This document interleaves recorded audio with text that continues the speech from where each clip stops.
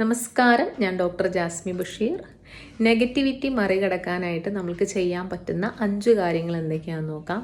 ഒന്നാമതായിട്ട് അമിതമായിട്ട് ചിന്തിച്ചിരിക്കുന്ന അവസ്ഥ ഒഴിവാക്കുക. അമിതമായിട്ട് ചിന്തിച്ചിരിക്കുമ്പോൾ എന്തെങ്കിലും എഴുതുകയോ വായിക്കുകയോ ചെയ്യുക. രണ്ടാമതായിട്ട് കൃത്യമായിട്ട് ഉറങ്ങുക.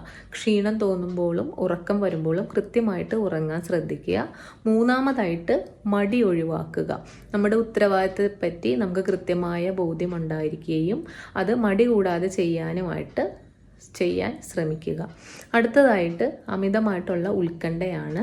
കൃത്യമായ ധ്യാനത്തിലൂടെയും യോഗയിലൂടെയും അതുപോലെ കൃത്യമായ പ്രാർത്ഥനയിലൂടെയും അമിതമായിട്ടുള്ള ഉത്കണ്ഠ ഒഴിവാക്കുക.